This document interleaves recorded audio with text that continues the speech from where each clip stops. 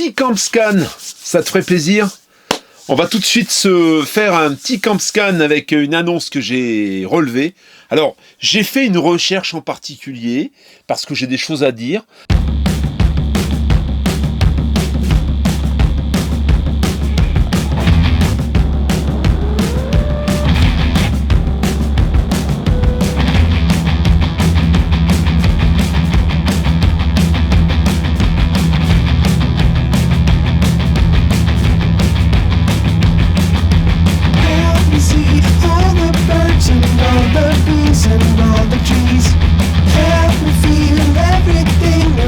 On va tout de suite se faire un petit camp scan avec une annonce que j'ai relevée. Alors, j'ai fait une recherche en particulier parce que j'ai des choses à dire sur ces modèles et cette marque. J'ai fait une recherche en particulier sur Rapido. Je pense que vous êtes nombreux à avoir possédé un Rapido ou avoir envie d'acheter un Rapido. Les modèles emblématiques. Le modèle qui a bien marché, c'est le 983, ou le 9083, hein, qui est identique et on va en parler après, sur les châssis Fiat ou châssis Alco. Et ensuite, il y a des modèles sur lesquels il y a des choses à savoir. C'est les séries 90-90, 90-91 ou 90-92. Alors, j'ai plusieurs véhicules sélectionnés. Je ne sais pas trop lequel je vais choisir, mais ça me permettra de te faire passer un peu ce que j'ai besoin de te dire là-dessus. On a du 90-90 DF, on en a deux chez un concessionnaire. Alors j'ai certainement pas eu tous les véhicules, hein, mais ce qu'on va faire, c'est qu'on va essayer de partir sur... là, c'est un Pro, ça, c'est un... Il y a un particulier qui est dans le sud de la France. Il y a plusieurs annonces. Hein, elle est épinglée, l'annonce, d'ailleurs. Je pense qu'il doit avoir besoin de le vendre. On va... alors, est-ce qu'il est en poids lourd? Je regarde. Ou non, il est en poids léger. On va développer sur ce 90-92 DF. Alors, 90-92 DF, entre 90-90, 90-91 et 90-92, c'est des implantations légèrement différentes, mais toujours avec le lit central arrière. Hein, ça diffère un petit peu d'un modèle à l'autre. Hein, il y a des petites choses qui changent. Je ne pourrais pas te les citer ici. C'est quelquefois des détails. Au niveau de l'implantation, au niveau de la longueur. Alors déjà pour commencer, si on veut reconnaître par l'appellation du véhicule comment il est équipé, eh bien c'est assez simple. Si tu as 992, donc tu as que 3 chiffres, tu n'as pas de châssis Alco. En fait, le deuxième chiffre, le 0, c'est le châssis Alco. Donc 90-92, le 0 du 90, ça sous-entend que tu as un châssis Alco. Si ça avait été 992, t'as pas de châssis Alco, c'est un châssis Fiat. Ensuite, tu as le DF, tu peux avoir le F, tu peux avoir le M, et c'est les appellations principales. Quand on a un M après les chiffres, c'est un châssis Mercedes. Lorsqu'on a un F après les chiffres, et lorsqu'on a un DF, on est sur un double plancher. Double plancher, c'est pas châssis Fiat, c'est double plancher, moteur Fiat. Et le M, c'est moteur Mercedes. Pas de double plancher sur les séries équipées de moteurs Mercedes. Donc là, dans le cas précis, 90-92, DF, eh bien, on va avoir le châssis Alco, puisqu'on a les 4 chiffres avec le 0, et DF, double plancher, moteur Fiat. Ce véhicule est de 2011. Il est de mai 2011 exactement. Il a 102 000 km. Il est proposé au tarif de 51 000 €. On n'a pas de détails sur la motorisation. Alors, on va tout de suite développer, dans le sens où il a 4 places carte grise, il est forcément sur un 130 chevaux. En fait, lorsque tu es sur un 3 litres, et ma préférence irait forcément sur du 3 litres, parce que c'est vrai qu'en 130 chevaux, c'est insuffisant, et c'est peut-être pour ça que le véhicule est là depuis un certain temps. En fait, le 3 litres, ils vont t'enlever des places carte grise. Ou il est en poids lourd, et à ce moment-là, tu auras les 4 places carte grise. Si il est en VL, en 3,5 tonnes, le 90-92, de mémoire, sera en 2 places. Les 90-90 et 90-91 peuvent être en 3 places.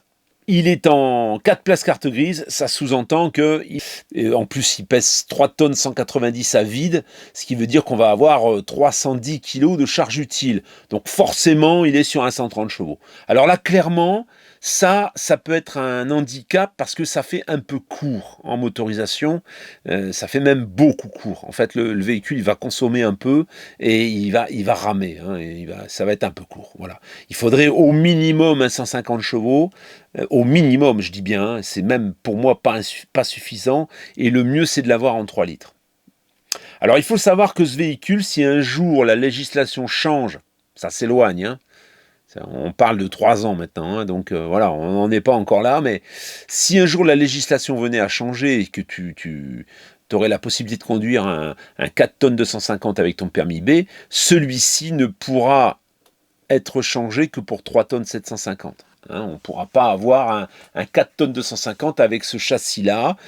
Pour avoir un 4 tonnes 250, il faudrait être sur un moteur 3 litres. Et tous les moteurs 3 litres ne peuvent pas passer en, 3 tonnes, en 4 tonnes 250. Quelquefois, ils peuvent être en 3 tonnes 850. Ça, c'est des choses qu'il faut regarder aussi pour le futur, on ne sait jamais. Hein. Donc on a 4 places carte grise, la date de première mise en circulation juin 2011, on l'a dit, le double plancher. Le gros avantage de ce modèle en 3,5 tonnes, c'est son chauffage Aldé. On a donc un système de chauffage central qui va ceinturer tout le véhicule. Donc c'est un tuyau, hein, avec du liquide caloriporteur, c'est du liquide de refroidissement, ni plus ni moins, qui va faire tout le tour du véhicule. Et il y aura des petits radiateurs à des endroits stratégiques qui vont permettre de chauffer le véhicule. C'est ce qui offre le chauffage, pour moi, le plus efficace dans un camping-car. En 3,5 tonnes, c'est assez rare de l'avoir, mais comme ça, c'est un véhicule qui peut éventuellement passer en poids lourd, je pense il y a un peu plus de facilité, il y avait un peu plus de facilité à cette époque-là pour avoir l'option. Hein. C'est peut-être même ce véhicule, un poids lourd, qui a été détaré. Hein. Il y a possibilité de passer de poids lourd à VL ou de VL à poids lourd, bien sûr. Hein. Donc le réfrigérateur Trimix automatique 150 litres, hein, c'est les frigos congélateurs que l'on connaît, qu'on voit à peu près dans tous les véhicules. On a un four, on a une plaque 3 feux, une haute aspirante qui, selon moi, comme je le dis souvent, ne sert pas à grand-chose, une climatisation cabine. Donc ça, c'est la climatisation du porteur. Multimédia Pioneer. Le multimédia Pioneer est très bien, sauf que quand il est équipé du GPS, le GPS, sur quasiment tous les modèles que j'ai vus, ne fonctionnait plus. C'est pas terrible. Après, ça, c'est des détails. Hein. Un convertisseur de 120 volts. Alors, on n'a pas la puissance. On a une pile effoie. Ça, c'est plutôt pas mal pour l'autonomie. Et 2 TV, dont une connectée. Caméra de recul, porte-vélo 3 rails, antenne satellite automatique, panneau solaire, store, attelage, chaîne neige, tapis de sol, cale, connexion 220 et haut, 2 cassettes, donc connexion c'est les câbles, hein, 2 cassettes WC, le Soplair 4 saisons rapido et une housse d'hivernage. Une bouteille de gaz GPL avec remplissage et une bouteille gaz. Donc il est plutôt bien équipé. Toutes les factures depuis l'origine sont fournies. Les pneus Michelin Cross Climat ont été remplacés à 91 332 km. Les disques et freins avant et arrière à 85 900 km. Vidange, filtre et distribution à 96 000 km. 2 batteries cellules neuves et un embrayage récent. Ça a l'air plutôt pas mal. Sur le papier. En plus, le monsieur met 10 photos, hein, ce qui ne gâche rien. Donc, on peut tout de suite voir que le véhicule a l'air quand même très propre. On a déjà la face avant un peu plus moderne. Hein, voilà, c'était en transition. Alors, on peut voir qu'à l'arrière, dans la soute, il y a une petite fenêtre. Alors, est-ce qu'il y avait un chien dans ce véhicule, peut-être ? Et que le chien voyageait en soute, c'est très possible, parce que je pense pas qu'on ait pu faire un couchage là en dessous, à moins que à l'arrêt en dépannage, pourquoi pas, mais voilà, il y a une fenêtre à l'arrière. Hein. Le lit, donc le grand lit en 140, lit central avec les placards au-dessus, les penderies sur le côté, c'est plutôt bien foutu. On a un lino style pont de bateau, c'est très sympa au niveau de l'ambiance. Hein. Les toilettes sont bien sûr séparées sur celui-ci, donc on a les toilettes d'un côté et la douche de l'autre. D'ailleurs, ça fait un espace traversant puisque tu peux cloisonner l'avant de l'arrière, et au niveau de la chambre, tu as également une cloison coulissante. Hein. Là, cette fois-ci, les coloris de siège sont plutôt sympathiques aussi. Là, il y a eu beaucoup de coloris de siège rouge, bordeaux, lit de vin qui n'étaient pas terribles. Là, on a un coloris de siège qui est plutôt sympa. On peut voir qu'il y a un lit pavillon également, hein, ce qui explique qu'on ait 4 couchages. Un grand lanterneau avec des rideaux plissés qui semblent être en bon état ou semblent ne pas avoir pris d'humidité. Le mobilier est très très robuste sur ces véhicules. En 2010, en plus, c'est l'une des meilleures années, je pense, pour ce type de véhicule. Ça a commencé à décliner au niveau de la qualité mobilier, je crois que c'était 2013.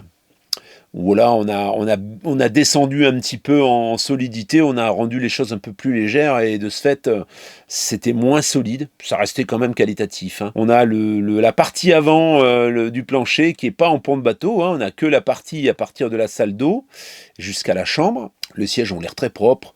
Au niveau du plafond, c'est pareil. Sur les photos, on peut voir que tout est très très clean. Hein. Le véhicule semble avoir été bien maintenu en état. Ça vieillit très très bien, hein, les rapidos. Hein. Voilà, on peut voir, ça c'est la dernière photo. Donc voilà, c'est pour moi, d'après les photos, où il est très très correct. Ce que j'ai à dire sur ces modèles et les choses sur lesquelles il va falloir être vigilant. Alors au niveau de la motorisation, il n'y a rien de particulier. Les petits problèmes qu'on pouvait rencontrer sur cette motorisation, c'était les suintements d'eau qui coulent sur la colonne de papillon. Mais sur un intégral, on n'a pas le problème de la baie avec la séparation qui laisse passer de l'eau. Donc on n'aura pas de souci. Il faut quand même être vigilant sur les voyants, éventuellement voyant moteur, hein, être sûr que le voyant moteur s'éteint bien au démarrage, parce que ça peut arriver qu'on ait en effet un problème de boîtier de papillon quand même. Hein, c'est un problème qui était récurrent et qui revient régulièrement. Hein. Donc ça, il faut être vigilant là-dessus, sur ce moteur. Au niveau de la boîte de vitesse, on a rarement de soucis. Autant on en a un peu sur les 160 chevaux, autant sur les 130 chevaux, elle est surdimensionnée et il n'y a aucun problème. Ça, c'est pour la motorisation. Ensuite, bon, bah là, il y a eu la courroie de distribution qui a été faite, il y a eu les freins, il y a eu les batteries, il y a eu pas mal de choses. Donc, je pense qu'au niveau de l'entretien, tu seras tranquille. Les choses sur lesquelles il faut être vigilant, au niveau des infiltrations, c'est très très bien foutu. Hein. Ça veut dire que tout le plancher est fibré, le dessous est fibré, donc ça résiste plutôt bien. Je dirais que les infiltrations viendraient plutôt de l'intérieur quand ça se présente. J'en ai vu quelques-uns qui avaient ce problème. C'était que par exemple au niveau de l'évier, de la cuisine, eh bien il arrive que sur la descente, la colonne hein, qui descend aux évacuations, aux eaux grises, eh bien il y a une fuite qui n'a pas été détectée pendant toute la durée de vie du véhicule. Et du coup, lorsqu'on enlève la banquette, donc les sièges qui sont dos à la cuisine, eh bien au pied de cette banquette, il y a un bâti, donc le bâti qui accueille les ceintures. À ce niveau-là, tu peux trouver des traces d'infiltration, en fait. Et ces traces d'infiltration, tu les retrouves ensuite dans le double plancher par-dessous. Tu vois des auréoles sur le contreplaqué. Là, il faut être vigilant à regarder que si ça a été le cas, ça n'est pas allé plus loin et puis que ça a été rapidement réparé. Mais on s'en rend vraiment compte très tard et c'est ça le problème. Ça, c'est le premier problème. Le deuxième problème, c'est les bacs. En fait, le plancher, le châssis du véhicule, c'est un Alco, il est très bas, et sur le côté, des deux côtés du véhicule, tu as des bacs. Des bacs avec des portes qui s'ouvrent hein, sur le bas, et ces bacs, donc, descendent assez bas, en dessous du plancher Alco, contre le plancher Alco. Donc, on a la partie double plancher au-dessus du châssis Alco, et on a les retombées, donc, qui sont sur le côté, qui, elles, descendent beaucoup plus bas. Là, souvent, on accroche l'avant du bac de rangement et ça se voit aisément parce qu'on voit qu'il y a eu de la réparation à la fibre de verre souvent et voilà, quand on frotte et qu'on prend des coups, c'est souvent à l'avant de ces bacs, donc ça il faut être très très vigilant aussi là-dessus, bien regarder qu'il n'y a pas eu d'accrochage au niveau de ces bacs hein, sur le côté, parce que ça abîme, quelquefois c'est réparé, et puis les réparations tiennent pas bien en fait, hein, parce que c'est fait en fibre, et puis c'est tout d'une pièce, et quelquefois c'est pas très bien réparé. On a également eu des problèmes sur beaucoup de modèles rapido de ces séries-là et des séries un peu plus anciennes. C'était les joues de cellules à l'avant, les ailes, enfin, on peut même pas appeler ça des ailes. En fait, au niveau de la baie de pare-brise, entre la baie de pare-brise et l'arche de la roue avant, des deux côtés, on peut avoir des infiltrations. Ces infiltrations donc pénètrent l'âme du véhicule, qui est boisé, hein, c'est pas de l'aluminium, c'est du bois, et là, quand ça pourrit, bah, t'as tout l'avant qui déglingue, quoi. Donc ça, il faut faire très très attention sur ces parties-là, de bien taper, que ça sonne bien plein. Si ça sonne un peu creux, c'est que le véhicule est déjà verrouillé. Et là, il n'y a aucun moyen de le voir visuellement à l'extérieur, ça se voit quasiment pas. Même quand on ouvre le capot et qu'on regarde sur les côtés, c'est très difficile à voir. Il y a vraiment, qu'en tapant, pour essayer de ressentir un endroit un peu creux ou sec, qu'on peut le détecter, hein. Ça peut être bah, si c'est le cas, il faut passer son chemin et il faut pas le prendre. Il y a eu plusieurs modèles, c'est pas systématique, mais il y en a eu plusieurs qui ont eu ce souci, donc très vigilant là-dessus. Ensuite, la partie arrière est très basse aussi, donc les coups de cul, quand tu montes un petit coup de cul avec le véhicule, il est assez fréquent que l'arrière frotte et frotte quelquefois d'une manière assez importante, pour arracher les supports de pare-choc et bousiller ton pare-choc arrière, hein. Il y a ça, et alors ce que j'ai vu aussi sur des visites, c'est que le véhicule a pris un coup à l'arrière. Il y a des gros habillages en plastique qui viennent recouvrir les angles du véhicule, et quelquefois, bah, il a pris un coup, ça a bougé. Et plutôt que, bon voilà, on veut pas, de toute façon les réparations là-dessus, si tu as l'angle qui a bougé et que le panneau arrière s'est enfoncé, s'est écarté en entier, c'est des grosses interventions. Donc souvent, on ne change que l'habillage. Et à l'intérieur, bah, c'est cassé, mais on ne le voit pas. Alors à ce moment-là, il faut bien regarder l'intérieur de la soute, donc ce qui est en dessous du lit, bien regarder les deux angles. Si tu vois des équerres de renfort, fuis. Ça veut dire que le véhicule a déjà pris un coup, parce que souvent, j'en ai vu déjà, hein, j'ai vu des véhicules comme ça, où on avait mis une équerre type charpente, tu sais, ces grosses équerres là en acier galvanisé, et pour renforcer, et ensuite on a changé le tour à l'arrière, et ni vu ni connu, le véhicule est reparti comme en 14. Hein. Donc ça, comme c'est des gros véhicules qui ont un gros porte-à-faux, il faut faire attention, voilà. Sur les parties arrière, il faut faire attention, je le dis parce que je l'ai vu plusieurs fois, et il faut être très vigilant à ce niveau-là. Quant au prix, bon là, le prix, on est sur un 2011. Je dirais qu'aujourd'hui, la tendance pour ce type de véhicule, elle est plutôt en dessous des 50 000. Hein. 51, on est... Alors, il est bien équipé, il y a quand même pas mal d'équipements. Je dirais que, pour moi, le juste prix, avec un véhicule qui a dépassé 100 000 km, même si c'est pas énorme, ça reste quand même élevé par rapport à d'autres. Et forcément, on est obligé de faire la comparaison. Donc, je dirais que un véhicule qui a passé 100 000 km, qui en plus c'est certainement 130 chevaux, parce que avec les 4 places carte grise, je vois pas la chose différemment, sauf peut-être 150 chevaux. Mais en 2011, il me semble pas encore que c'était. Je suis pas sûr que c'était déjà disponible en 2011. Donc, je dirais que le bon prix pour moi pour ce véhicule aujourd'hui, ce serait dans les 47, 48. Entre 47 et 48 000 euros, je pense que tu le paierais au juste prix, voilà. Et tu aurais un véhicule apparemment très propre, qui restera quand même un peu plus difficile à négocier, dans le sens où il est, selon moi, sous-motorisé. Je pense que c'est un peu le problème aujourd'hui, c'est que là, l'annonce date du 26 mai 2024, elle apparaît un peu partout. Je pense que le propriétaire a besoin de le vendre, parce que je l'ai vu plusieurs fois dans la recherche, l'annonce. Hein. Donc je pense qu'il doit payer des remontées, et du coup, il a peut-être un petit peu de mal à l'an. Hein, voilà, c'est pour ça que je pense qu'il y aurait matière à négocier, et de le négocier autour de 47, ça me paraît judicieux. Rapido, en règle générale, c'est plutôt bon, c'est plutôt très bon, c'est très bien fait. Le dessus du véhicule, c'est un peu comme une baignoire, donc les infiltrations arrivent très rarement du dessus, sauf par les entrées de câbles. Donc voilà, les règles sont les mêmes que pour les autres. Hein. Vérifier les entrées de câbles, les angles tu as un peu moins besoin de les vérifier parce que, comme je te l'ai dit, il y a vraiment des bons recouvrements au-dessus. C'est bien foutu. Tu peux vérifier également les fixations du store qui est fixé sur le côté. S'il y a un porte-vélo, il faut vérifier les ancrages, que l'humidité ne soit pas passée à l'intérieur de la soute, pour être sûr de ne pas avoir d'infiltration cachée, parce que c'est souvent dans ces endroits-là, dans ce qui est rajouté, qu'on arrive à trouver des infiltrations. Mis à part ça, là, il est dans le bon combo au niveau des couleurs. C'est pas les sièges, ça pique pas les yeux.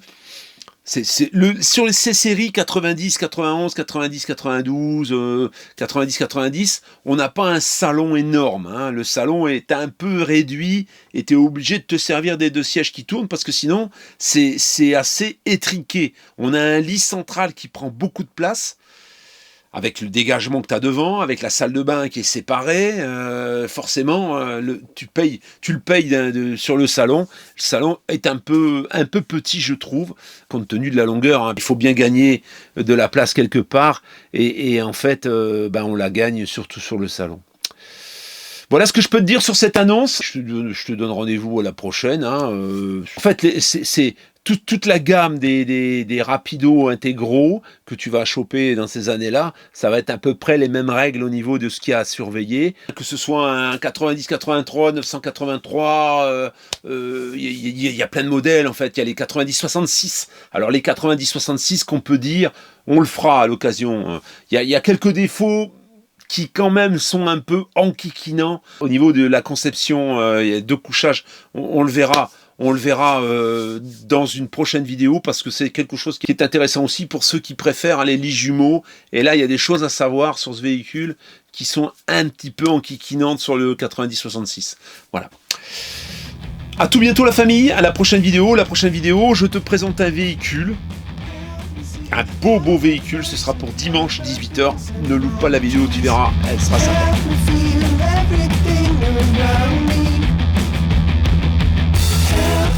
Vibrations of the universe inside of me. Help me beat the shit out of my ego, please.